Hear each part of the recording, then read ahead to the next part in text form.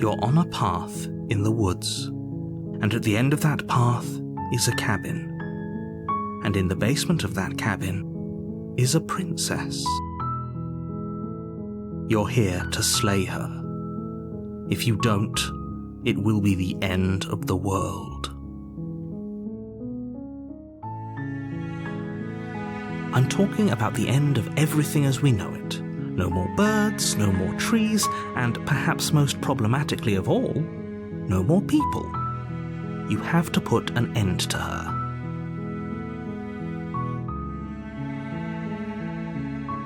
Don't linger on the specifics. You have a job to do here. Just get in there and do what needs to be done. We're all counting on you.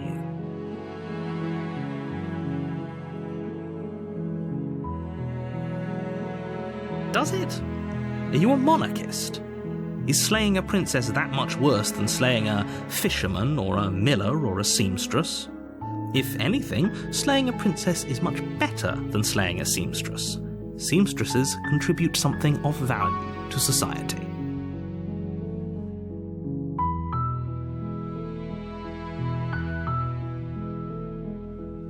Of course I haven't. Why would I even consider that? Nobody wants the world to end. I mean, maybe some people do, like nihilists or very, very evil people, but surely you're not one of those, right?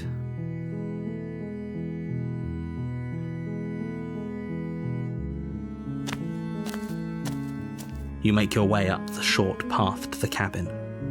You'll find the princess within. A warning before you go any further. She will lie, she will cheat, and she will do everything in her power to stop you from slaying her. Don't believe a word she says. We're not going to go through with this, right? She's a princess. We're supposed to save princesses, not slay them. Ignore him. He doesn't know what he's talking about.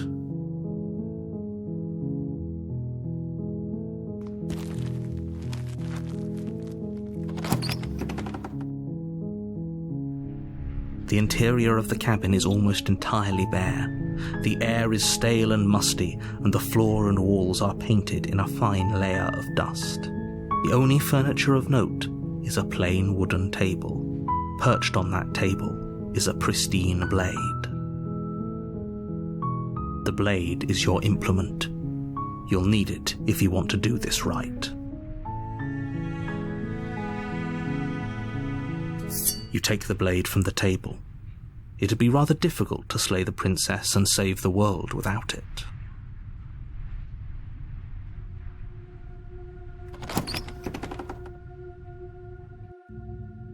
The door to the basement creaks open, revealing a staircase faintly illuminated by an unseen light in the room below. This is an oppressive place. The air feels heavy and damp, a hint of rot filtering from the ancient wood. If the princess really lives here, slaying her is probably doing her a favor. Her voice carries up the stairs. Who's there? She sounds dangerous. It's almost as if she's the one in charge down here. Don't let it fool you. It's all part of the manipulation.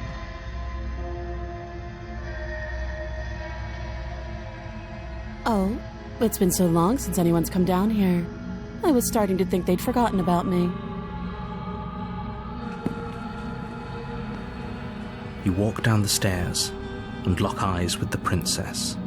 There's a heavy chain around her wrist, binding her to the far wall of the basement. She's so coldly beautiful. Is she really a threat to the world? Focus on the task at hand. And there you are. Are you here to kill me or something?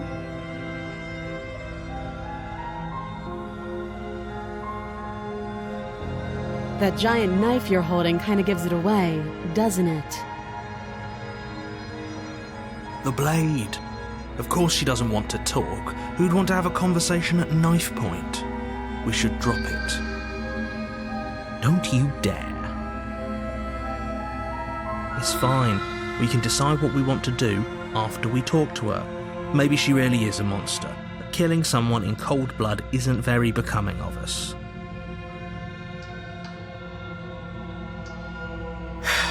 The blade tumbles out of your trembling hands and drops to the floor with an unceremonious clang. Thank you. Maybe now we can just talk.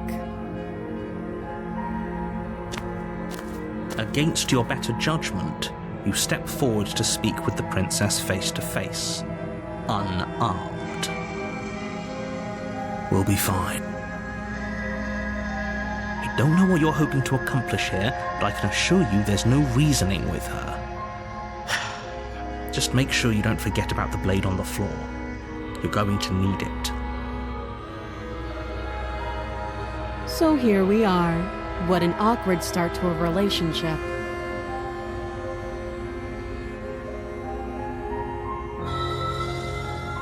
I know. I just said that. Now why are you here to kill me?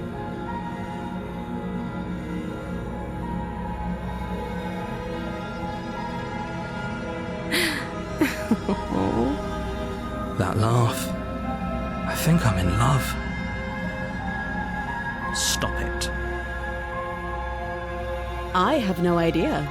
To be honest, I don't even know why I'm down here, or how I got here. I was kind of hoping you might be able to shed some light on the whole situation.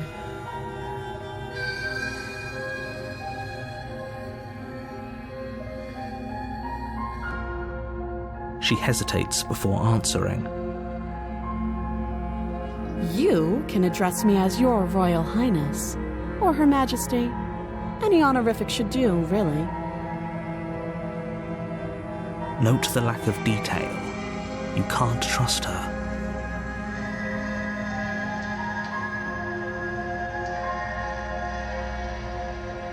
Too long. Again, she offers no specifics. No matter how hard you try, you'll never get a straight answer out of her.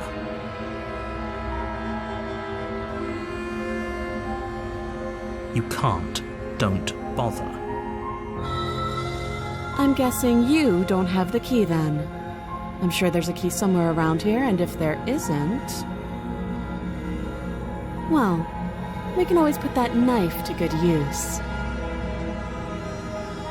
Her sharp eyes settle on the edge of the blade. She isn't suggesting what I think she's suggesting, right? She is. I'm sure of it.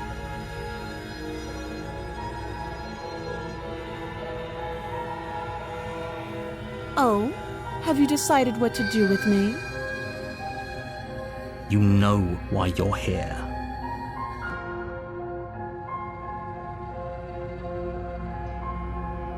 Oh, you have to be kidding me.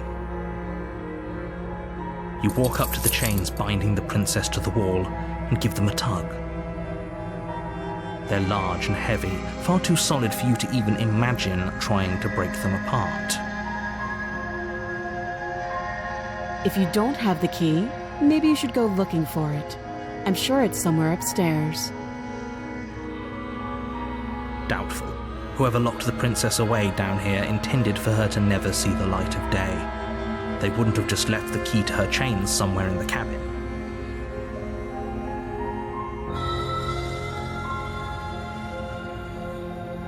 That would be fine. I can lose an arm. She speaks with almost complete nonchalance. If we were stuck down here for long enough, I'm sure we'd be nonchalant about cutting our way out. Anything to finally be free. You attempt to make your way out of the basement, but the door at the top of the stairs slams shut. You hear the click of a lock sliding into place. Is someone else here? You try the door, but it's locked from the outside. You're here to slay the princess, and you won't leave until the task is done. You make your way back to the bottom of the stairs. this would have been so much easier if you'd simply slain her like you were supposed to. Easier for whom? Easier for everyone. I heard the door slam. They locked you down here too, didn't they? The knife. Pick it up and cut me out of here. You won't like what happens if you do that.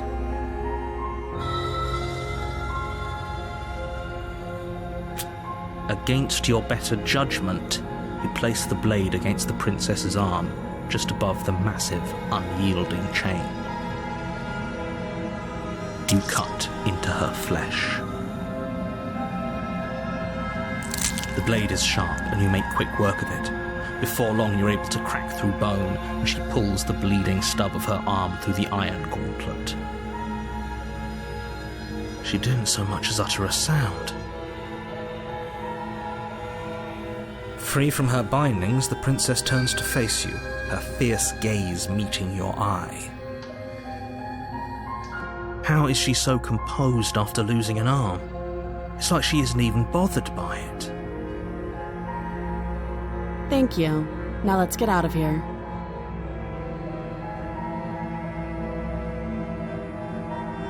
No, we won't have any of that. The stakes are too high. You can't just let her escape into the world. No, I just can't let her escape into the world. As the princess approaches the bottom stair, your body steps forward and raises the blade. Wait, this isn't fair. You can't just do that. Watch me.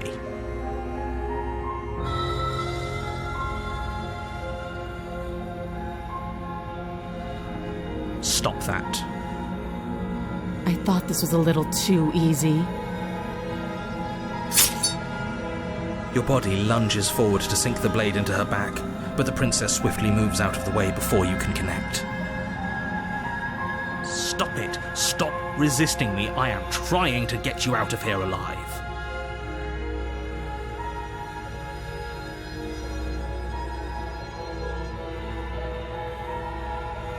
The blade! Move the blade! You're doing your best to help me, aren't you? I can see the conflict in your eyes. I'll make this quick. She steps forward and pries the blade from your rigid hands. Maybe I'll see you in another life. And then she slits your throat with an almost clinical ease. Her face remains unchanged as she watches you collapse to the ground, blood flowing from your butchered neck. This is the end, isn't it? I'm afraid it is. Everything goes dark, and you die. I hope it was worth it.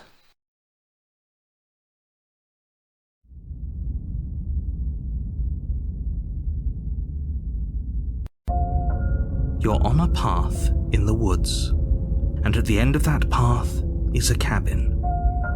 And in the basement of that cabin is a princess. You're here to slay her. If you don't, it will be the end of the world.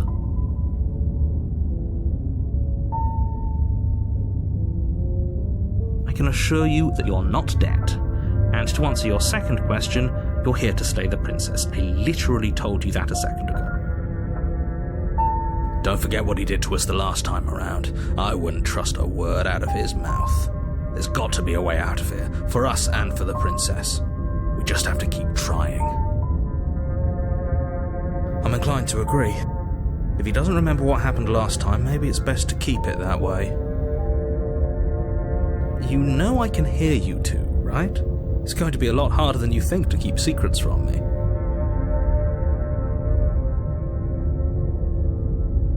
Those are two very different questions, but fine, I'll indulge you if that's what it takes to get you moving. Let's say for a moment that this really is the second time you've met me, or at least a version of me. You died last time, which probably only happened because you didn't listen to me. The absolute irony. Well, that's one way to put it, I guess. You really don't remember what happened last time, do you? You practically forced the princess to kill us. That doesn't sound like the sort of thing I'd do, which is honestly all the more reason for you to not buy into whatever self-delusions the three of you are crafting. But this is a thought experiment, so I suppose I'll continue to give you the benefit of the doubt. If I did practically force the princess to kill you, it was probably for a good reason. Did you try and free her? Did you say something really mean to me? Because if I really did what you said I did, you probably deserved it. I'm a professional, after all.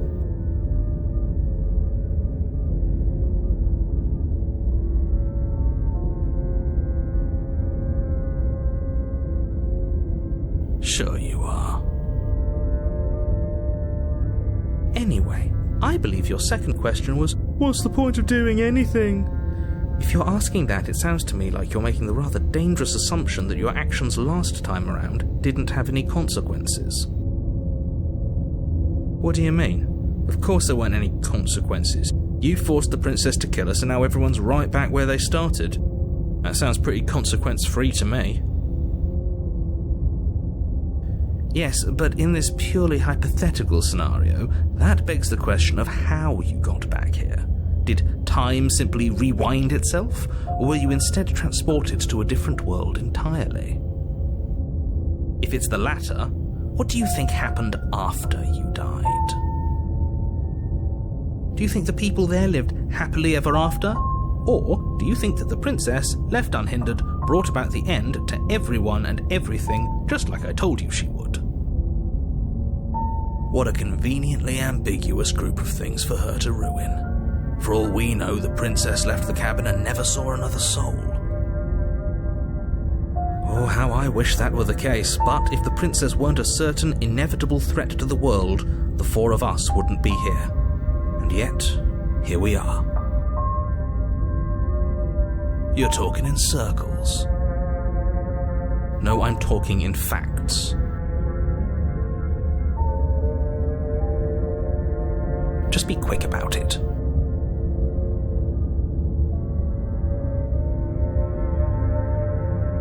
She just can. Believe me, I wish I could tell you more, but you'll just have to trust that what I'm saying is true, and that, despite it all, you're fully up to the task that's been given to you.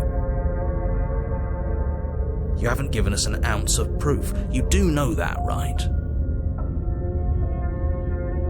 What proof could you possibly ask for? Literally anything. Fine. Check your pockets. You put your hands in your pockets and pull out an envelope with the words, "The Evidence," written across the front. Within, you find a note in your handwriting. It reads, "The princess will end the world if you don't stop her. This is an immutable truth." That doesn't prove anything. How do we know you didn't just forge our handwriting? I wish I could tell you more, but there are some rules I have to follow for all our sakes. Please just trust that these rules are in place for a reason. I'm on your side. You mean you're on our side as long as we do what you tell us to? Exactly. Because you not doing what I tell you to do means you're putting the world at risk. I think we've got everything out of him we're gonna get.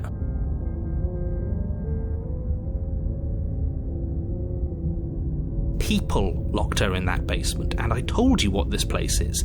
It's a path in the woods. Don't overcomplicate things.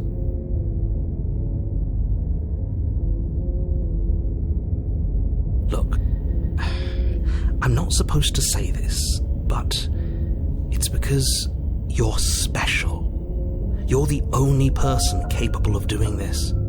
Call it a prophecy, if that helps, but it's just the way things are. Oh, I didn't know we were special. Of course you're special. Why else would you be here? Yes, right. We're here because we're special. Look, you're annoyed that you're here. I get it. I'm also annoyed that I'm here. But we're all in this together, and we're dealing with a bit of a ticking clock right now, so please just get to the cabin.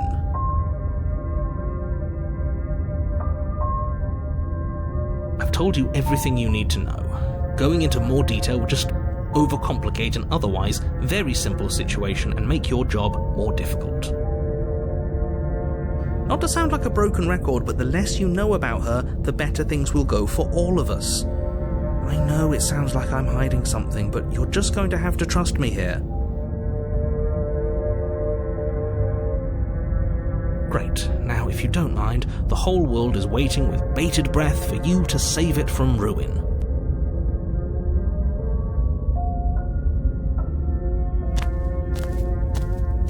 A warning before you go any further. She will lie, she will cheat, and she will do everything in her power to stop you from slaying her. Don't believe a word she says. Yes, don't believe a word she says. Just go in, take the knife, and do what you're supposed to. Wink. Did you just say wink out loud? No, I didn't. Wink. Just ignore this clown and focus on the princess.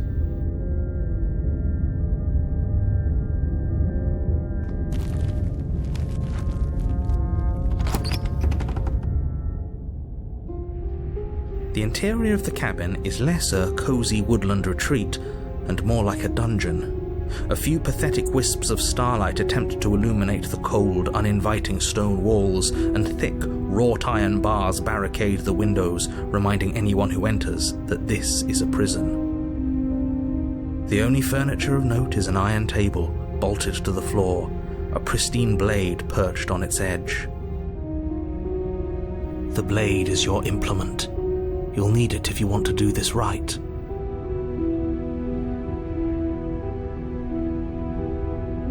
Very different. Yes, but why? Did he change it? Or did it change all on its own? Maybe it's a different cabin entirely. Now isn't that a novel thought? Maybe you haven't actually been here before. I hope this means you'll finally drop your ridiculous past life nonsense. You haven't died, and you certainly haven't been killed by the princess. So focus up. Don't get distracted by minor details. He definitely did not. Does a mirror not count as furniture of note to you? Because it should. There isn't a mirror. There's a table, the blade sitting on the table, and the door to the basement. There's nothing else in here. There's definitely a mirror. There isn't. I think you know what we have to do. Exactly. Why would I lie about something so meaningless? What good would a mirror even do? Let you waste time preening yourself instead of doing what needs to be done.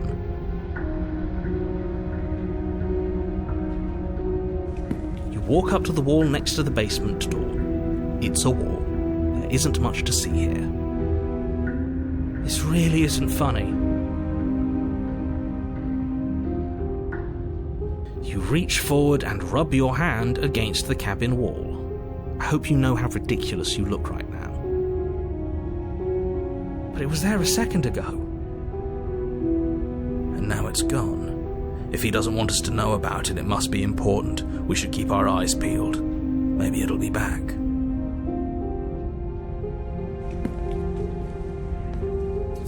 You take the blade from the table. It will be difficult to slay the princess and save the world without a weapon. Good idea. Much better to be armed than to go in with blind hope alone.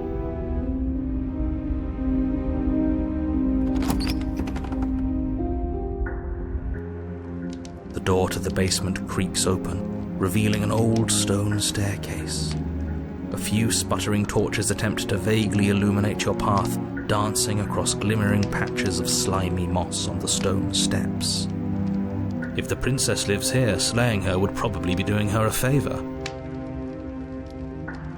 Her voice, harsh but controlled, carries up the stairs. Is that a visitor I hear? Please, come downstairs.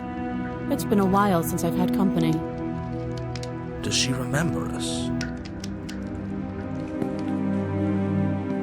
You walk down the stairs and lock eyes with the princess. She looks up at you, the heavy collar around her neck clanking loudly as she moves. The chains binding both her wrists to the far wall, joining the metallic chorus as she adjusts her hands in her lap. So much for cutting her out of here. Do you hear yourself right now? Cutting her out of here never should have been on the table. Have you noticed the empty chain on the wall? Odd that in a place where everything seems to serve a distinct purpose, there would be something so obviously useless. That was there last time too, wasn't it? It was. What an interesting development. Why don't you have a seat? The two of us should chat before you bury that thing in my heart.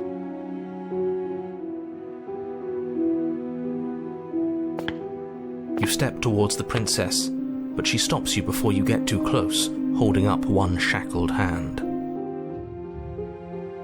There's fine. I'd prefer we keep some distance until we've sorted this out. That's reasonable. We do have a weapon. Might as well put her at ease.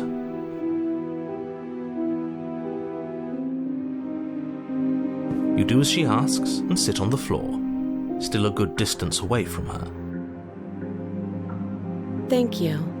Now, what are your intentions for me? Yes, your intentions. You have a knife. What are you going to do with it? Why are you here?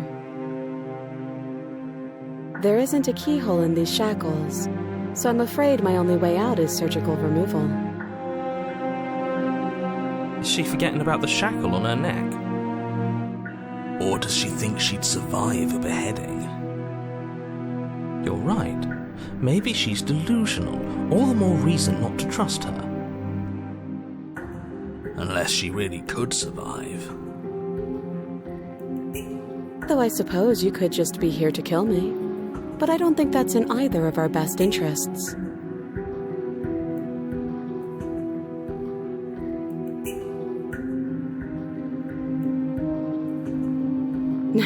No. Like I trust you to come any closer with that knife. All you're going to do is hand it to me and watch me work. But she would have to cut her head off, right? She can't be suggesting that. She certainly seems confident. Maybe she knows something we don't.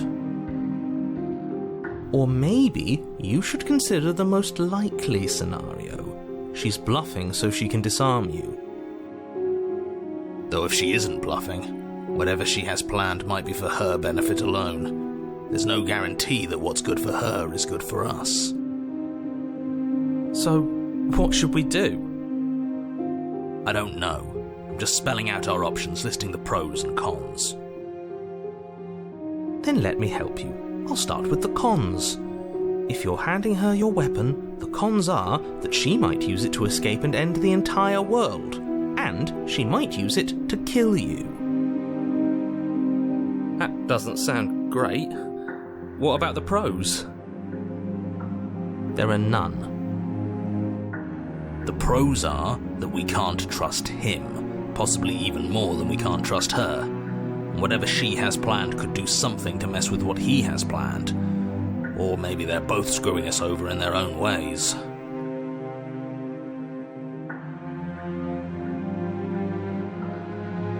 Oh, are we talking about that? I thought we weren't going to give away the game. But sure, I'll fill you in. Nothing happened. You died. I went upstairs. I couldn't leave. I found myself in a new place in chains again. More of them. And now you're back. Is that really all she knows? It's not like we have much of a clue about how things work. And she's probably even more in the dark than we are. You're looking at me like I might be hiding something. I'm not. I guess it's possible she really doesn't know anything. Maybe both of us are stuck in this loop without any idea why or how. I guess what you said back in the woods really was true. As much as I would like to remain in denial, it's no use. This has complicated things. It's complicated things how, exactly? Ideally, this was supposed to be one and done. You go to the cabin, you heroically slay the princess, and in the process you save the entire world from being damned to oblivion. The situation right now, where you're getting a second shot at things, is a contingency. A contingency for what? For you failing, obviously. And you being here means that things are going to be a lot harder than they were. I really shouldn't say anything else, I'm just going to make it worse. Just good luck. Now hold on, if you knew this could happen, why didn't you believe us back in the woods? Why lay out all those hypotheticals? We didn't have to talk in circles. I needed you to believe this was your first time here, even if that wasn't the truth. I hoped if I pushed back hard enough I could cram this seeping mess back into the bottle. And maybe I wanted to be the first version of me that you met. I didn't want to be confronted by the alternative. That's pathetic. I never said I wasn't. I get it. It would be pretty upsetting, wouldn't it? To know that you might not be the first version of yourself. At least we can remember what happened before. Seems like we should count ourselves lucky for that. Exactly, he gets it. You're lucky. So don't waste that luck by messing it up again. Alright? Moving on. Why is it important for us to be ignorant? How is it ever helpful to be in the dark? The more I say, the more your mind will swim into dangerous waters. Even saying that is too much. Your success hinges on you having imperfect information. For the sake of the entire world, you need to accept that. I won't. Just give it a rest, this isn't helping. Focus. This is a serious situation. You shouldn't be daydreaming.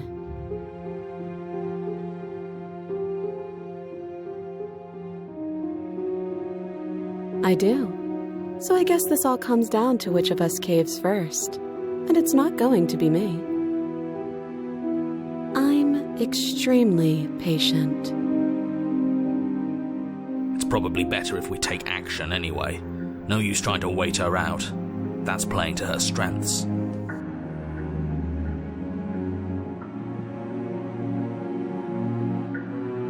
I don't know, but you could always try it on. Maybe it'll fit. I hope I don't actually have to say this, but please don't lock yourself in chains. We need you ambulatory if you're going to save the world.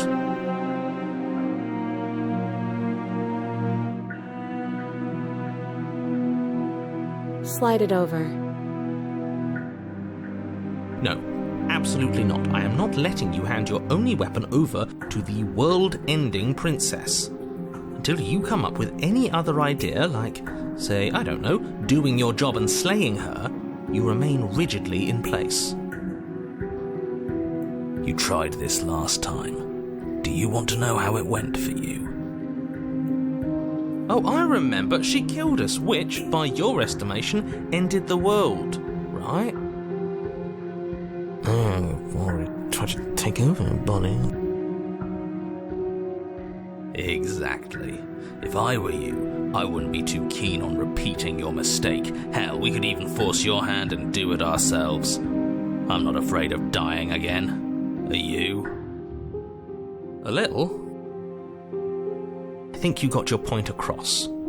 Fine. You slide the blade across the floor. The princess maintains unsettling eye contact as she reaches down to pick it up. Thanks.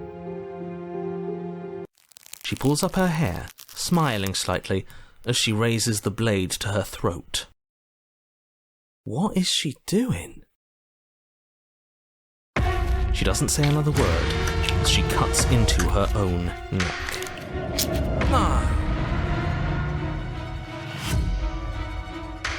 You close your eyes. That doesn't stop you from hearing every grisly detail. The splitting of skin, the wet mulching of severed veins, the grinding of metal against bone. I'll be damned. She's actually doing your job for you. How does she do that? Huh. So that's her play. Killing herself? We don't know that she's dead yet. We're not even watching it happen. She could just be faking those sounds. And then, finally, you hear a snap and an uneasy silence. There is a slow and fleshy tear. Hard to fake that. This is worse than watching. And yet our eyes are still closed. Finally, there's the soft thud of something roughly head-sized bouncing against the floor, and the clattering of chains as they drop along with it. I think you can open your eyes now. Oh no, oh no, oh no, what did we do? Can we put it back? Please tell me we can put it back. The princess's eyes stare up at you. Dead. Congratulations! You saved the world. Huh. So I guess that's it. What a way to go. But she is gone, isn't she? I hate this. Can we just get out of here now, please? Of course, the princess is slain and the world is saved. Whenever you're ready, you can proceed to your reward. Now hold on, she's dead.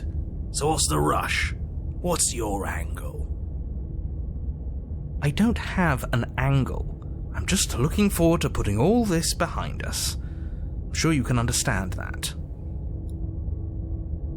Look, I'm just not ready to put my guard down. It's best to keep sharp. She wouldn't have done all that without some kind of a reason. She's left us with this dangling thread, and I need to know why. You're just wasting your energy. The danger has passed, and now we can all relax and enjoy your reward.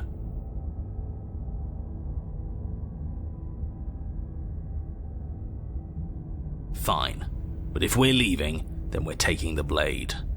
I feel exposed without it. With your work done, you remove the blade from the princess's corpse and make your way back upstairs, closing the door to the basement behind you. You can think of it as sealing yourself off from an unpleasant chapter of your life. It's all uphill from here. The windows. Do you see that? We used to be able to see the outside world from up here, but now it's just empty. The door. Check the door.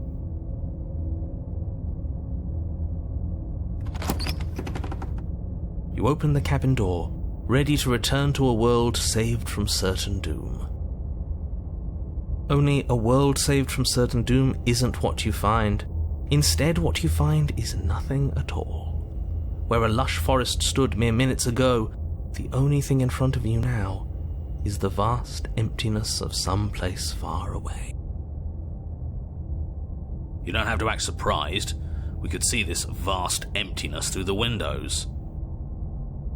But if everything's gone, does that mean we're not gonna get our reward?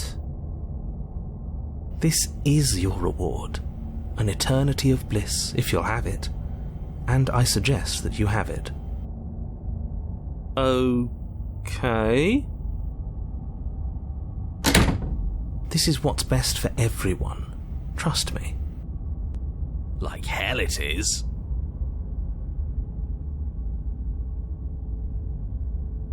I'm so glad you're keeping an open mind. Time passes. You can't be sure if it's days or months or years or even decades. It's all a wonderful, boring blur. You've never been happier. Decades? No, it can't be decades. We can't go along with this. We can't let him win.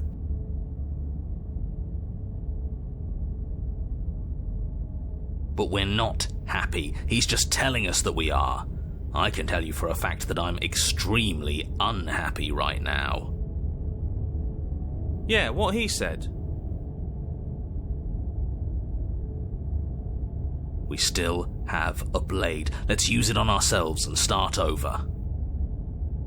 He's suggesting you kill yourself. You shouldn't kill yourself when you have an eternity of bliss right in front of you.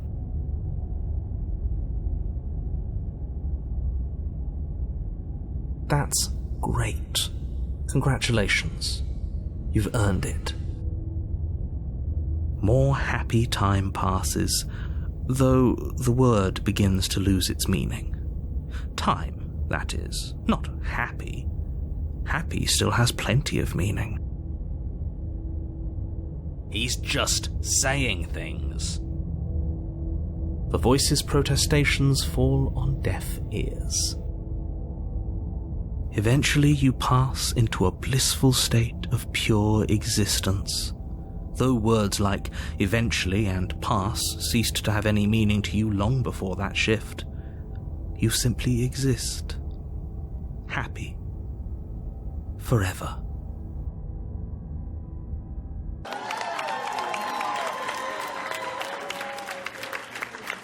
No, you stop that. Stop all this nonsense. You really don't want to be happy, do you? You know what you have to do.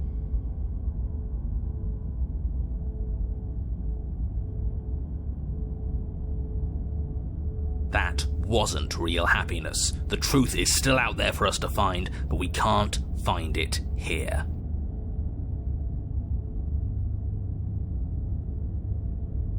If it makes it easier for you, I can do it. Let me have it.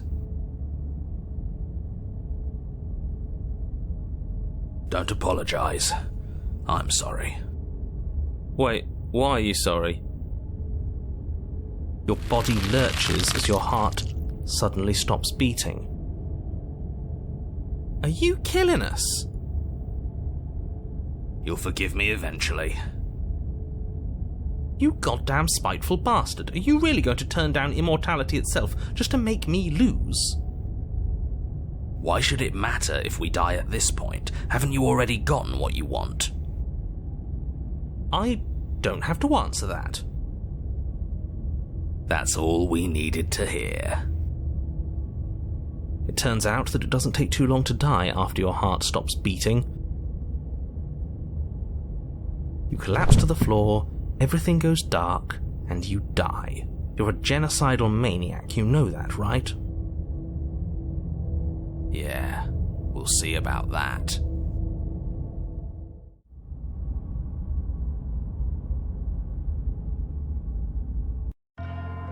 You're on a path in the wood. Are you fucking kidding me? We had everything we ever could have wanted and you killed us. We didn't have everything we ever could have wanted. That's just what he told us. I want the truth, not some made-up eternal happiness. But it was nice. Who gives a shit about truth? I do. He said we were happy, but what does happiness like that even mean? It was just another prison. And this isn't. There are chains everywhere. That just means we're on the right track, you numbskull. That we're finally starting to see reality for what it is. Can you two stop fighting? It's not very productive. No, it isn't, is it? So let's focus up. you've clearly already been here before, and judging by how deranged you all are, you've already been here more than once. I'll spare you my full introduction, but I would like to remind you that the people in my world are living, breathing, suffering entities, not pawns for you to sacrifice in pursuit of some vague truth.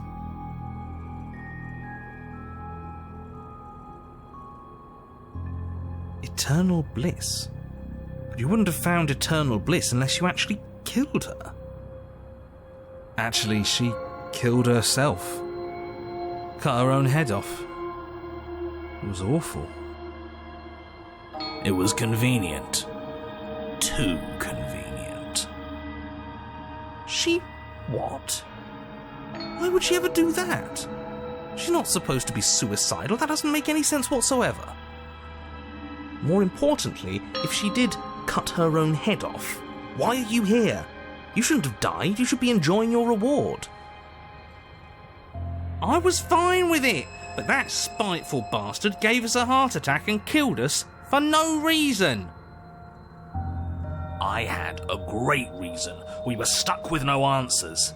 And now we're not. You're welcome. And you don't think we're stuck now? We're still in a cage, it's just bigger. You know, if you think about it, isn't life just a really big cage? Oh, don't you start philosophizing. Just get to the cabin and settle this already.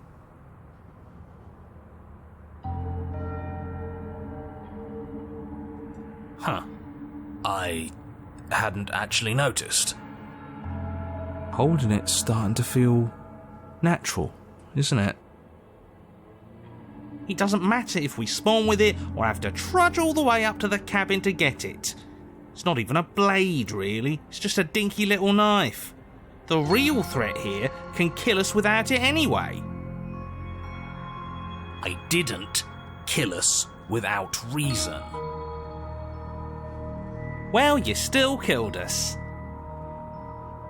This is strange. You're not supposed to start with the blade. It says right here that you're supposed to find it at the cabin. Oh well, I suppose that doesn't make much sense anyway. It's better if you start with a weapon, so this is probably for the best.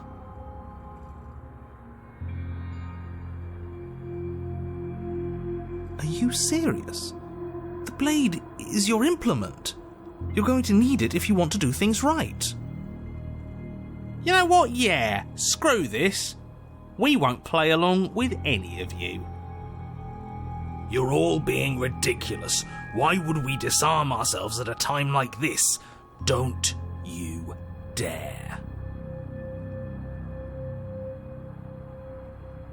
Are you even listening to me? Does my opinion count for nothing? We're never getting out of here if you don't listen. I'm intervening. We're not tossing the blade.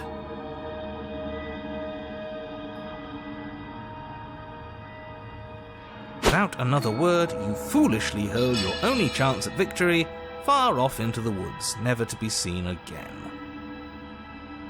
Never to be seen again. All we did was toss it into the woods. There's nothing stopping us from picking it back up.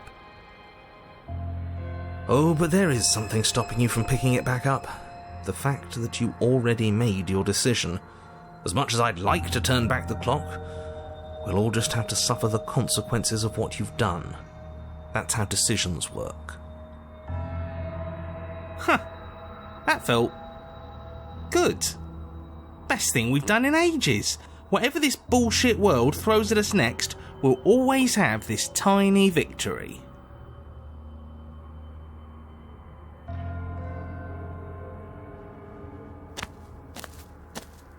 You stand at the edge of a cliff. An abyss yawns beneath you, empty and endless. The only path forward, a rusted metal bridge. The cabin looms on its far side. I think you already know what waits for you within. Great, a creaky old bridge in a bottomless ravine. Because getting to the cabin was too easy last time. I wonder what other sick jokes are waiting for us. Maybe that ravine doesn't even go anywhere. It'd be par for the course if we slipped and wound up falling forever. There's nothing to find out here. Time to check in with the missus. I'm going to pretend you didn't just call her that.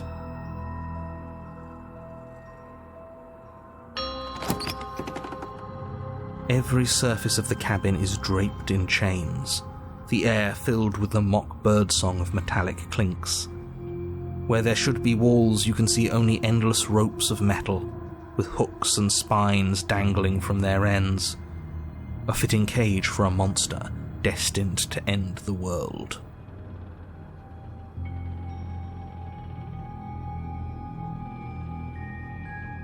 There's nothing for you to do but step forward into the basement. You already foolishly threw away your weapon, but still, your objective awaits. Oh, not the damn mirror again. I hate the mirror. It gets us nowhere. The mirror? What mirror? There is no mirror. Why would I lie about there being a mirror? Whose fucking idea was this? It's awful. I'm sure whoever put it there for a reason. It's obviously important. It has to be. I'm not going to waste time arguing with you. Just get to the basement, okay? The door's on the other side of the room. Then, I guess there's nowhere for us to go but forward. You step out onto the floor, or what should have been a floor. Should have been? Yes, unfortunately, you realise too late that there is no floor beneath the metal. There is only a loose web of chains suspended over some unseen space. An unseen space that you are now rapidly plummeting through. Oh, now this is just absolute bullshit. Can't even walk across a room now without being plunged into an abyss. You're too emotional, it makes us sloppy. We have to focus on details right now, and we can't focus on details if you're raging about every little thing that happens. Are we supposed to focus on details while we're falling into a bottomless pit? Don't be ridiculous, it obviously has a bottom. Your fall is suddenly, painfully halted as rusty chains pull taut against your skin, their hooks digging into your muscle. You find yourself suspended in what appears to be a vast, dark space. The glinting of yet more chains merely hinting at its full dimensions. You dangle a few feet off the bare concrete floor. If the princess lives here, slaying her would probably be doing her a favour. As your eyes adjust to your new surroundings, you make out a figure standing in the gloom, obscured in shadow. She watches you with the stillness of the grave. Easy now. We don't know what sort of situation we're dealing with. We should let her make the first move. Let observation give us an advantage.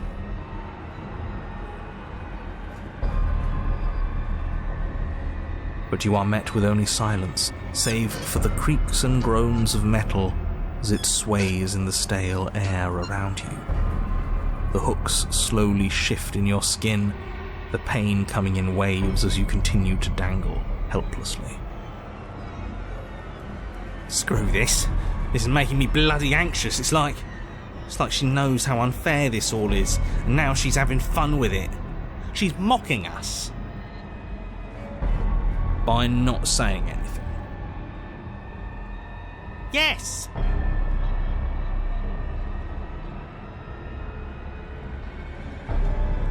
As you attempt to move, the princess takes a slow step forward. As she does so, the heavy chains shift, tightening and tearing at your flesh, your joints screaming in agony as the rusted hooks dig deeper. Stars dance in your eyes as the chain wrapped around your neck threatens to choke you.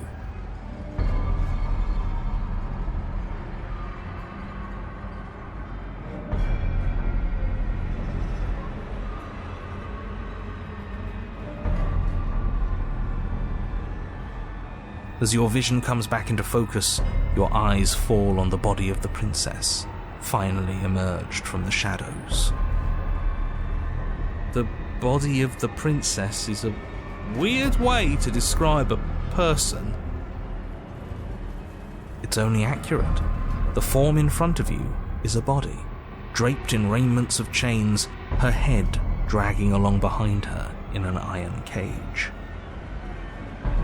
The head stares up at you but says nothing, and the chains squeeze ever tighter. Oh, we're being strangled already? You haven't given us a chance to do a damn thing! What's the point of any of this if we don't even get to make a single choice? I'm not here to give you chances. I'm here to set the stage and to dictate to you what happens. I can advise you on the correct course of action, but there are limits to my direct involvement. The choices, if that's what you like to call them, have always been yours. A riddle while we're dying, isn't that just like you? Now to figure out what exactly you mean by choices. Oh, for the love of stop thinking and do something!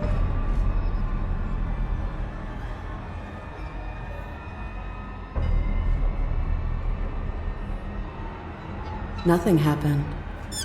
I think I've always been like this. Outside of everything. A helpless observer to the things that are done to me. The only difference is that my eyes are finally open. The body takes another step towards you, the chains around you tightening, the hooks boring deeper into your flesh. They constrict dangerously around your throat. You find it harder to breathe. I don't think she's happy you're here. But what do I know? I'm just a set of eyes and ears. I don't make choices. At least not any that matter. Oh, well, isn't that just convenient? It makes sense to me. She's a severed head. What control could she possibly have over her body? There's no connections, no nerves. So bodies can work on their own. You know, I wouldn't mind that, actually. Maybe when the chain pops our useless head off, we'll get to run around without it. This was all doomed from the start, wasn't it?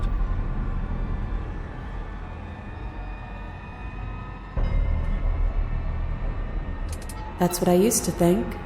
But time alone has taught me the truth. I'm not my body. I'm just the thing that watches it. There's so much pain that comes from tricking yourself into thinking you have a choice. But none of us have choices. And knowing that has made me feel so... free. Everything we witness is just another shade of the same endless cycle. I wake up in chains. The body steps forward. Your bindings tighten again. You come to me, knife in hand. But that's not right. We didn't bring the knife.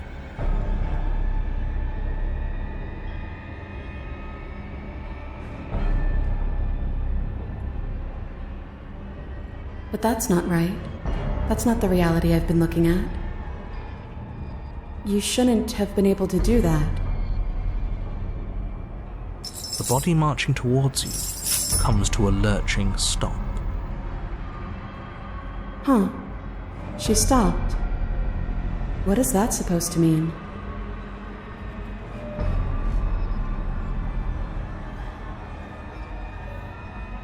What? Like the answer's obvious?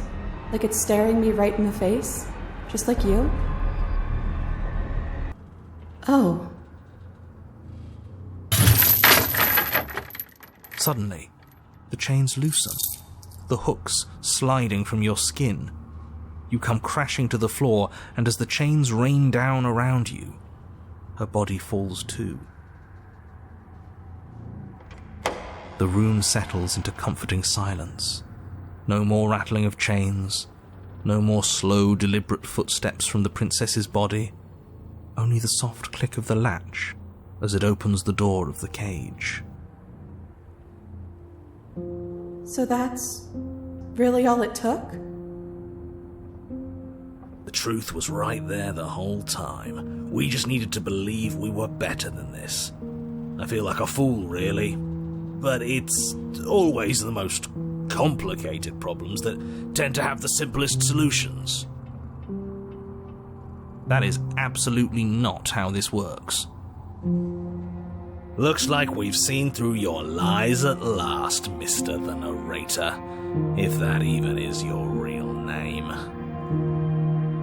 Oh, shut up. We got lucky. And you especially got lucky. Both of you talk too much. Give her a chance to say what she wants to say. I'm sick of treating this like some puzzle or bullshit game. I want you to take me out of this place. That's all I've ever wanted.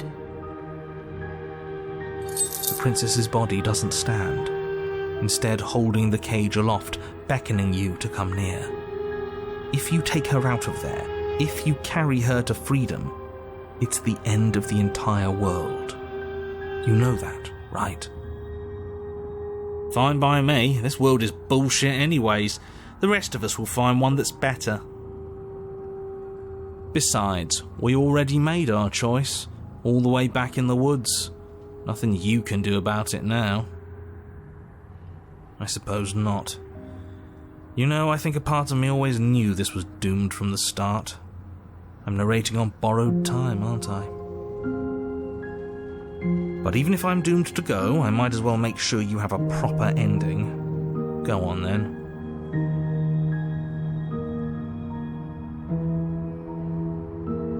You cautiously approach the kneeling body and extend your hand, bruised and bleeding from the trials that brought you to this point.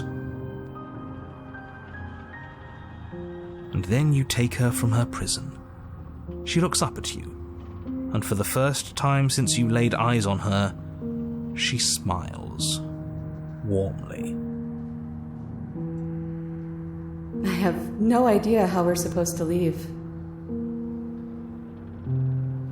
But the body points, and you follow its finger to a lone chain dangling from the doorway that sits far, far above you. Are we supposed to climb up while holding her? I'll pull us out of here, if you just hold on. I'm game. So am I. Then get on with it.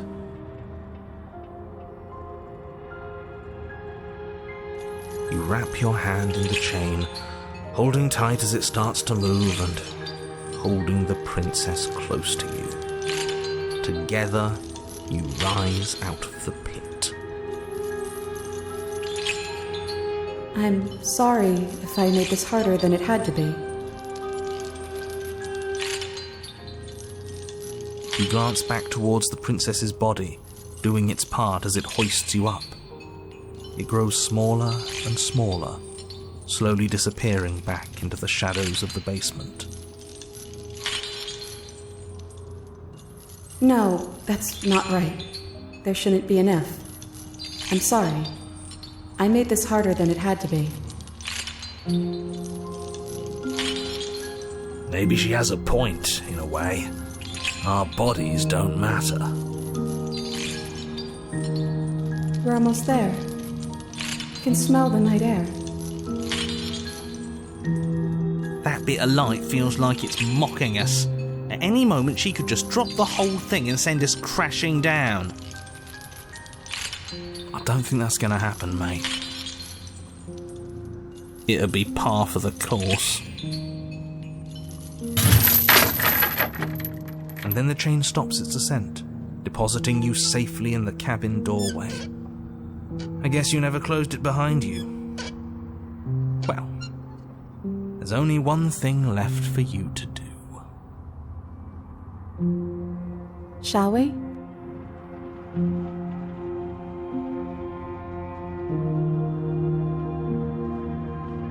I mean, what's the alternative?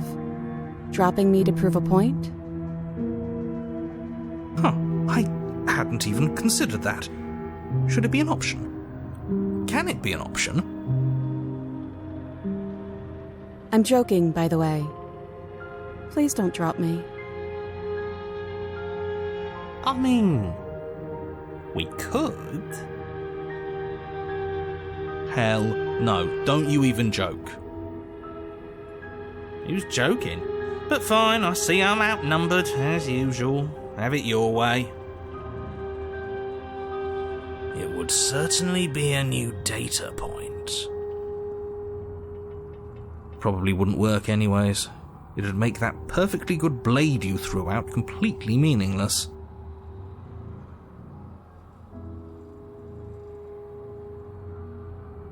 And so you step into a world ended by your hand. What a travesty. Goodbye. It's been awful? Is he still there? I think he's gone.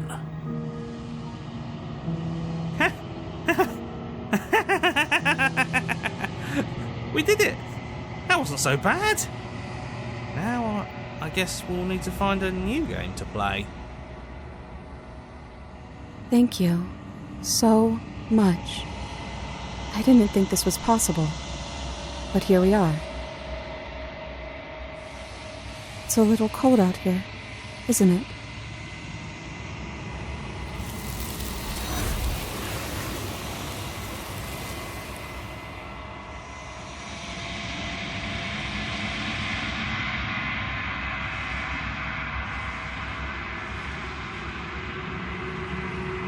She's gone. Where did she go? Should we try and find her? And there's that mirror again. Why is it here? Why now?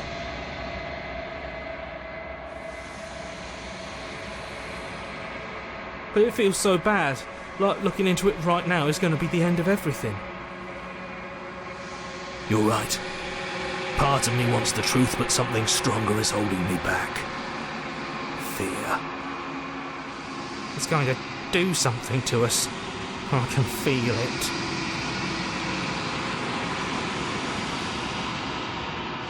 Okay. If you say so, we'll trust you. So, this is all going to work out? Feels too good to be true.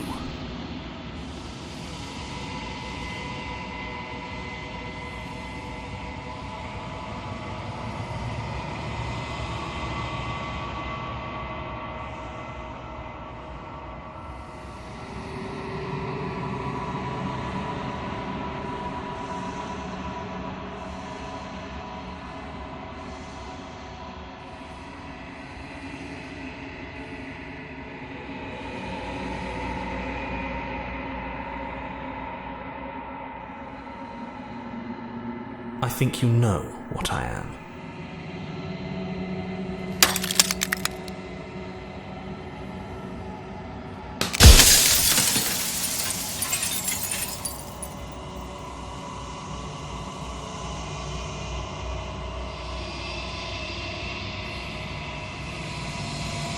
The narrator. Yes, I suppose that's my job, isn't it? You needed help after all, an objective voice to guide your blade. But you were never supposed to see me. I wonder how many worlds you've damned to extinction to fall this far.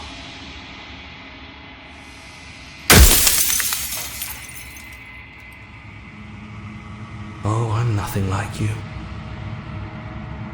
I'm an echo, likely one of many. Somebody made you after all, and I'm what's left of him. Not that I'm the only one who can make that claim. I'm sure you've met many others like me.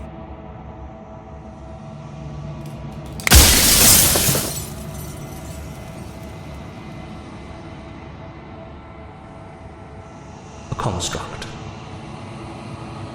It was supposed to keep the two of you trapped here until the job was done, and it was supposed to guide your hand to help you see things through. The construct you're in exists in every world at once. Any time you failed, any time you thought yourself dead, it would restart and shunt both you and her into a new world. But you're waking up to your true nature now. It won't be able to work like that anymore.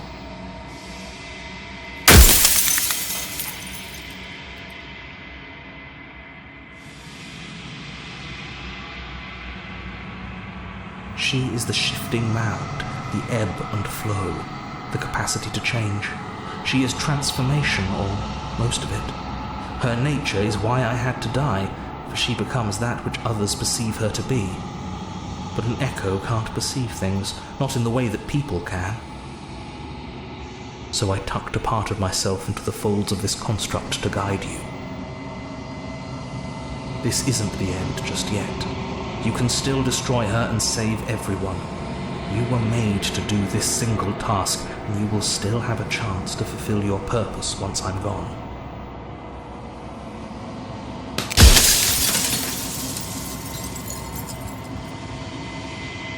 Because among other things, she is death itself.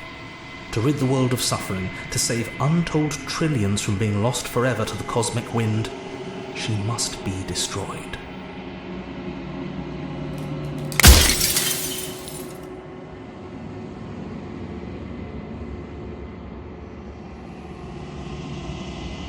When I broke the cycle, I made sure that the tear was rough. You carry a part of what should be her, and she carries a part of what should be you. Things won't be as they are now, but they won't be nothing either. Besides, anything is better than oblivion. In the end, nobody wants to leave.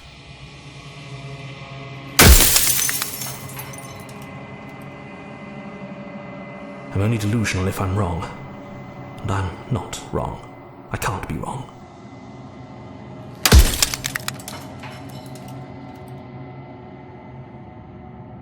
Oh, did I? That means nothing in the grand scheme of things. This construct you're in contains every possible world at once. The fact that you managed to find one reality among trillions where I was delusional proves nothing.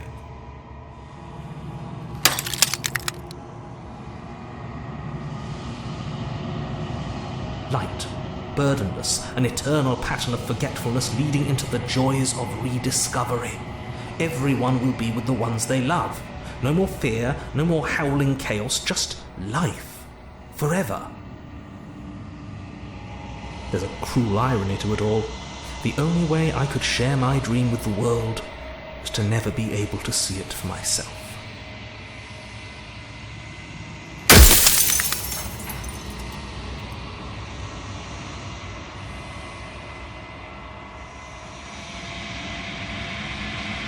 If that's your belief, there's nothing I can say to move you. You haven't died. You cannot die. So you can't grasp the abject horror of dying.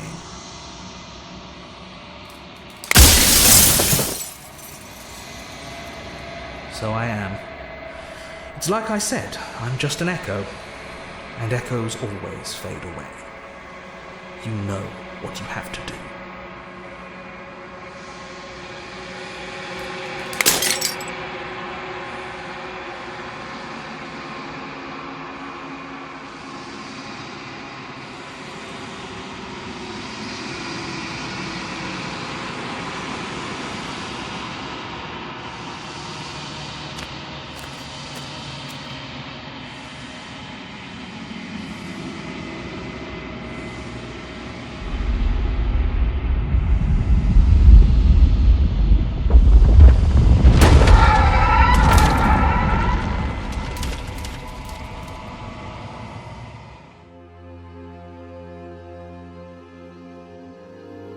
I can finally see you, and you can finally see me.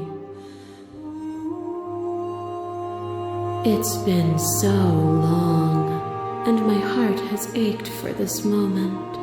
I've missed you dearly.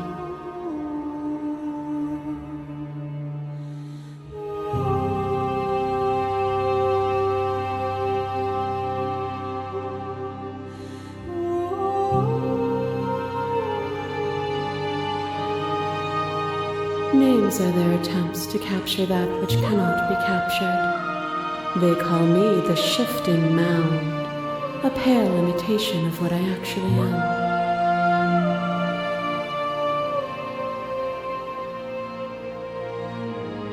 Every word you spoke found its way to me. I know him, and I know his construct. He was deluded by his fear of death. Pay him no mind.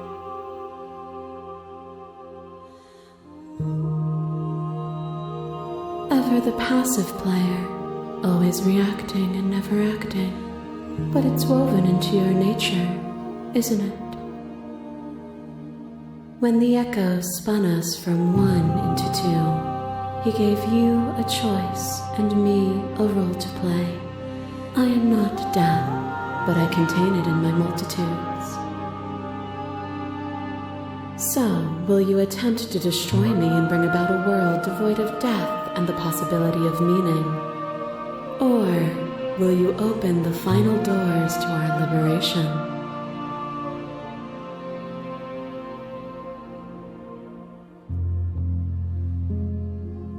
Even as your eyes begin to open, you still hold on to the notions of is and is not, of beginning and end, pitch black islands in the blinding light of the infinite.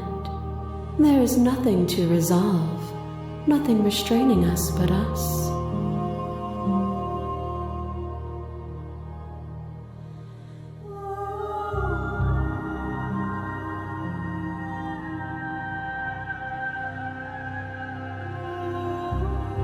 If you're saying that, it's because you don't yet understand.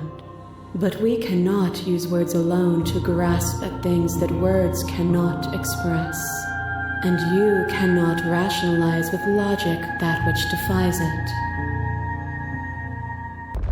Violence and passion are dances that both of us know well. If this is what it takes to enlighten you, then so be it.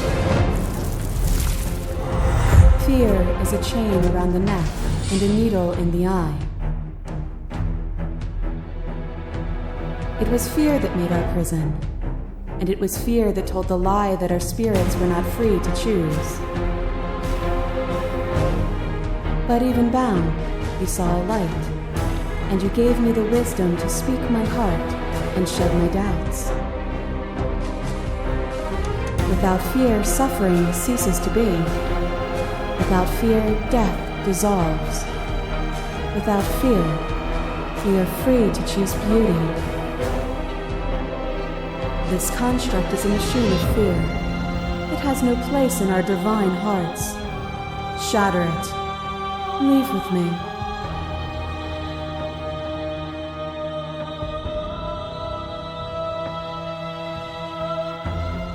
Oh, is it not? Perhaps you can enlighten me.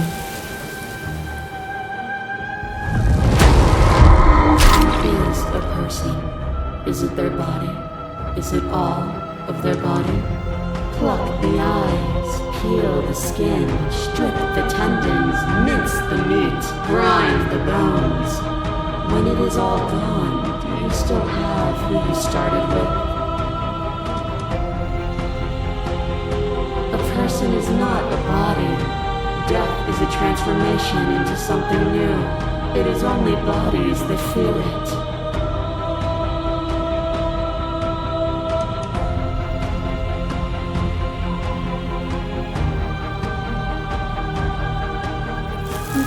Your notion of pain is suffering. There is beauty and ugliness, and love and conflict. A thought is a vine, and some thoughts nurture thorns that bleed the soul, and endless growth that blots your vision and strangles your trust. When I succumbed to myself, you patiently stood by me and cut the thistles that rooted in my skin. Your compassion is what freed us both, but compassion is a thing that must be nurtured, and you cannot nurture that which cannot change.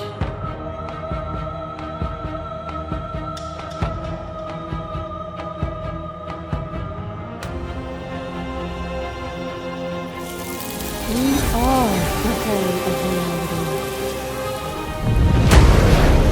A picture of a life, and a picture of a life, and a picture of a life. How deep must repetition still our movements, until even the air we breathe is still. You doused the flames of false devotion. and in my despair, you lifted my chin, and the two of us danced beneath the stars.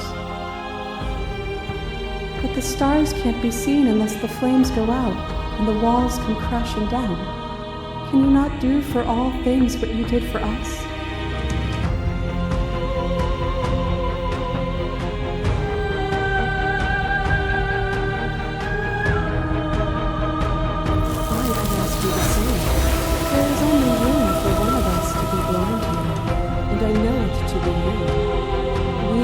Each other's mirrors, and are we not divine?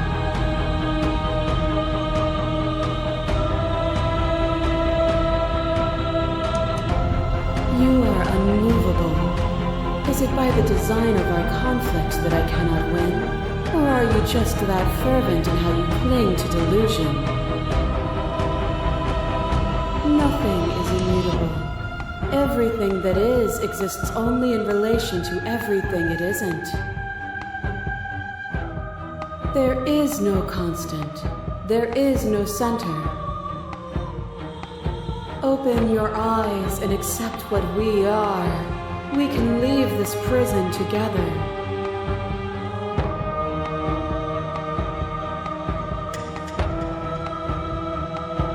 This universe dies and a new one is born. And that one dies, and a new one is born. And you and I get to witness it all, weaving a tapestry of life wherever we go.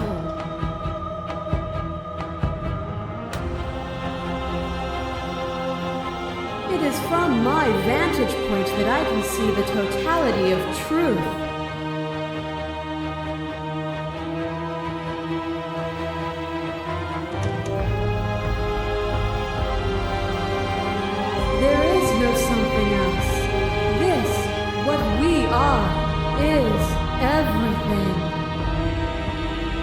Whatever you're trying to do right now, you don't have to do it alone.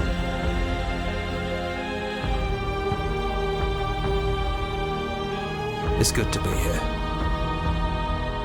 Seems like you've been doing all right on your own, but she's too many things at once out here.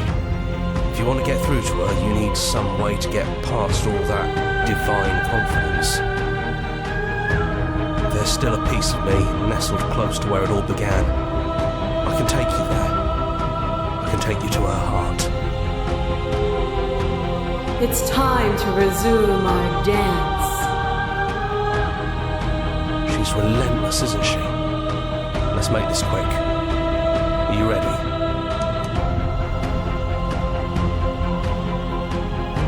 Then let's go.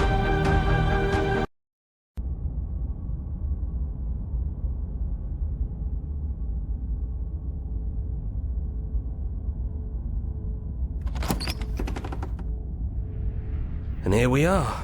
I'd say we were back where it all started, but I guess it's a little after that, isn't it? Do you need me to describe things? That'd be nice. A little comfort in an almost unfamiliar place. Oh, you made it here too? We never really got to talk to her, did we? This one, I mean.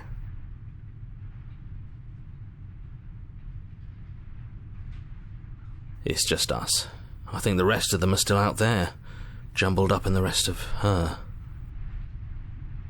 And I've been here since you left me here. No hard feelings, I'm just glad you're back to see this through.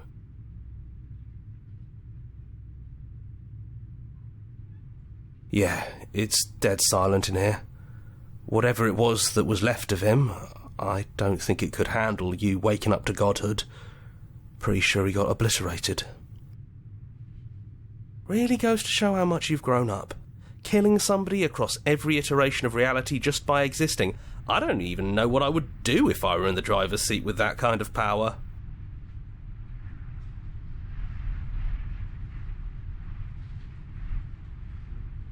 Me too. He was a lot of fun. Really easy to mess with. Yeah, it's complicated. He put us through hell, but he's been part of us since the very beginning, hasn't he?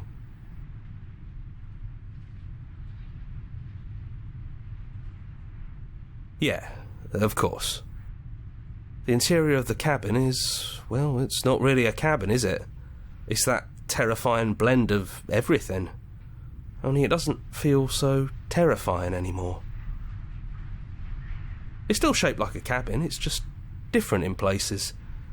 There's still walls, a door to the basement, a table, that knife. Windows. You know, come to think of it, I don't think he ever really included the windows in his cabin descriptions, did he?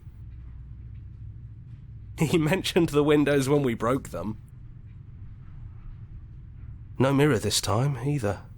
I think it did whatever it needed to do. And I know you're still trying to find some middle ground, but if things go south, we're going to need that blade.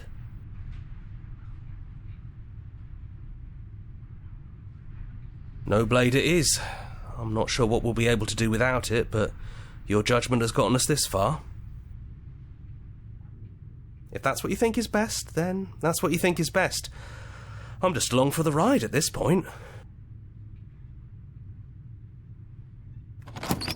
Those winding stairs again. But now there's only one way forward. Do you remember the first time we were here?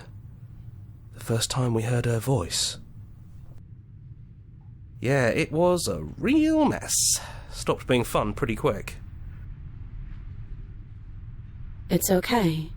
You can come down. The stairs won't bite. Not this time. We don't know what you want from us, but let's talk. All of us. Maybe we can help you find your way. She doesn't sound messy anymore, though. At least somebody here feels put together.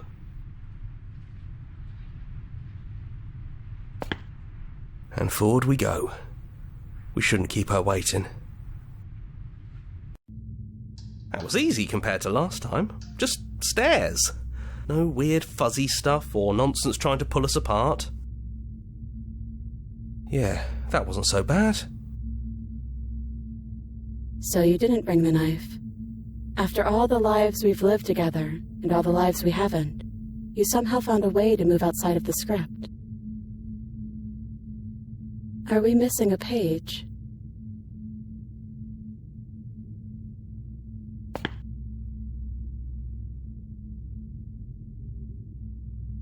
It is, for all of us. We've seen so many threads of stories told between us, but this moment is unexpected. Even when we've seen it all, you still managed to surprise us.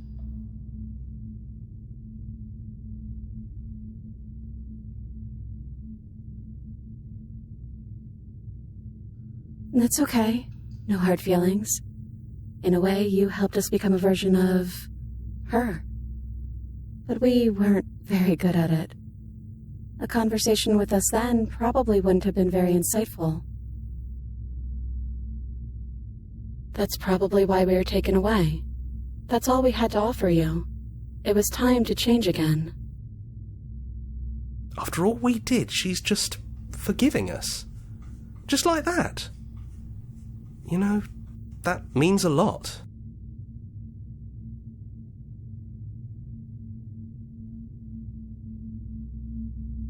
Yes, we think. We're kind of like a shadow.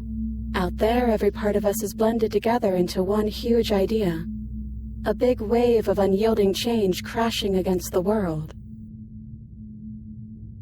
But in here, we're fractured. Small. Still a little more separate than we'd like to be. Our instincts still trying to pull us in different directions. That's kind of like us, isn't it? Yeah, we really are the same.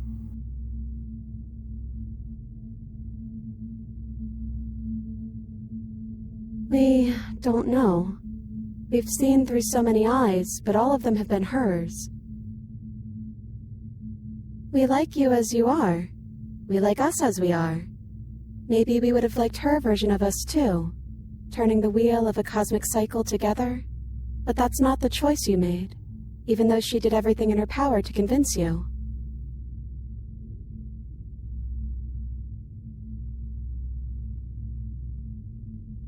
It took courage for you to make your way down here, away from the paths others would have had you walk. We find that courage beautiful. But that's the worst part of us. That's me she's talking about. I think that's the point. There is no worst part of us.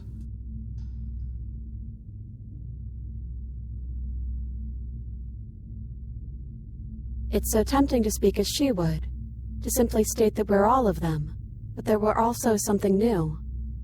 We don't know if you'll find that answer satisfying. Perhaps you'd rather hear that we're the first version of her that you've met, but that we've been shaped by the experiences of all of the others. Yes, that feels right to us. It's her. It wouldn't make sense if she was anyone else.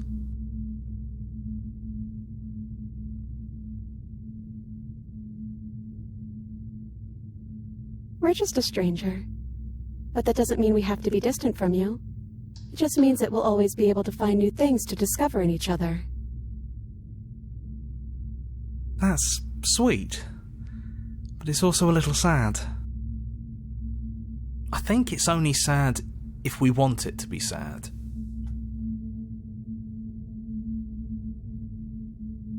Hard agree. Seems overrated. Too much pressure. But that's what you've always been, even now. You can't put aside such an important part of who you are, and neither can we. So, you might as well embrace it.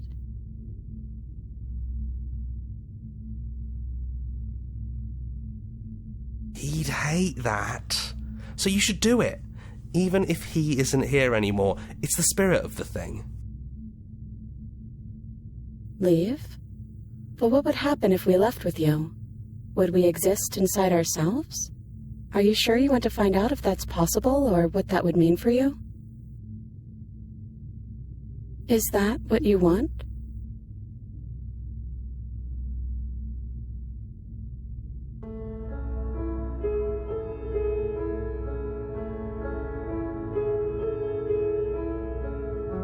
After so many iterations, so many different versions of us clashing and coming together and clashing again, leaving with you feels like all we ever really wanted. I think I'm gonna stay right here. Whatever you're doing right now, wherever you're going, it feels like it's for just the two of you. Yeah, I think we've done our job. We're not alone. We have each other. And I'm sure we'll find the others.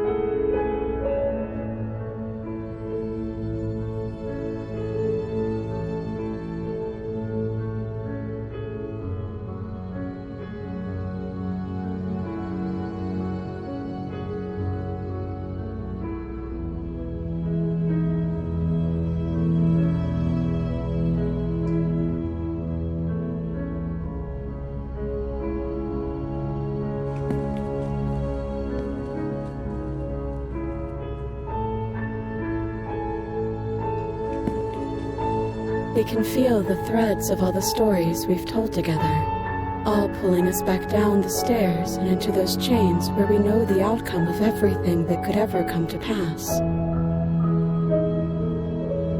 It's comfortable there, but it's confining. We want more. We want whatever might be on the other side of this door. Something new that we'll experience together, with someone who exists outside of us.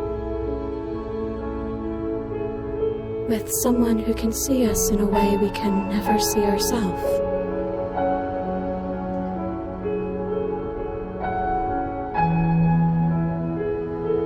And we love you too.